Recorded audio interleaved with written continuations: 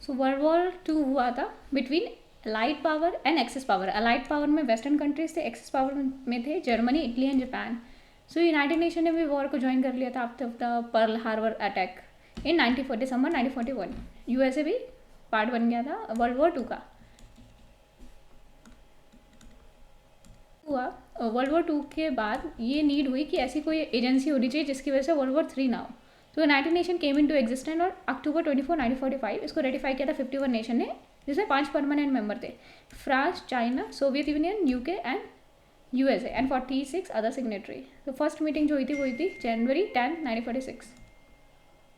So starting with there were 51 member states and now there are 193 member states. So significant achievements रही United Nation के 75 years and United Nation ने अपना scope भी expand किया है to cover a large number of global issue जैसे health हो गया, एनवायरमेंट हो गया, women empowerment among others. So among others का मतलब होता है दूसरे के बीच में, अमंग अदर्स.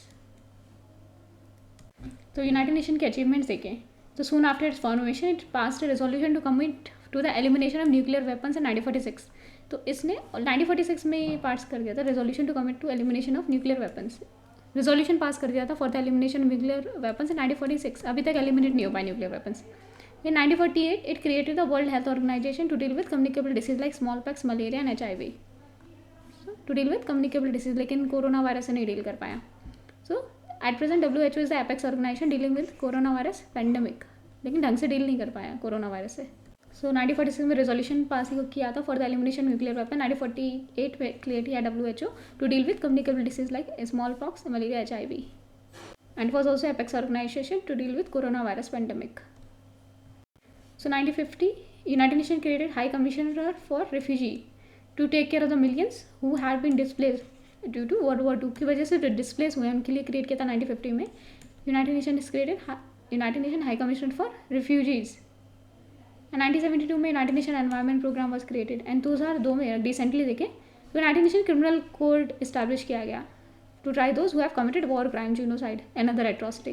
तो यूनाइटेड नेशन क्रिमिनल कोड 2002 में इस्टेब्लिश किया गया to try those who have committed war crime, genocide and other atrocities. इनके criticism भी है because 1994 में it for instance organization failed to stop Rwandan genocide में 10 लाख लोगों से ज़्यादा लोगों को मार दिया था. यूनाइटेड नेशन कुछ नहीं कर पाया.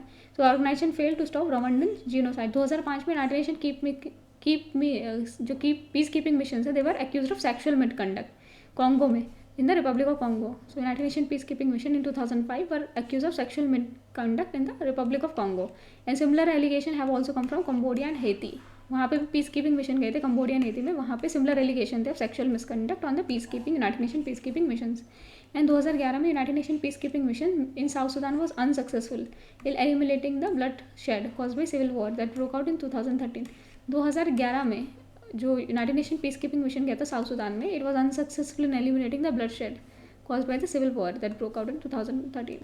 सो फंडामेंटल लेवल की बात करें जैसे इसके स्ट्रक्चर हैं और ऑर्गेनाइजेशन है एसोसिएटेड विद इट जैसे World Bank and IMF have criticise for being new liberal ideas. बहुत न्यू लिबरल आइडियाज़ है दैट इज़ फ्री मार्केट हो and it reduce the role of the government. And इससे क्या हुआ है, it has been linked with deepening inequality with the countries. And बहुत सारे जो मेम्बर हैं अनरिप्रेजेंटेटिव हैं, जैसे स्पेशली ग्लोबल साउथ को ज़्यादा रिप्रेजेंटेशन नहीं मिलता है इन यूनाइटेड नेशन.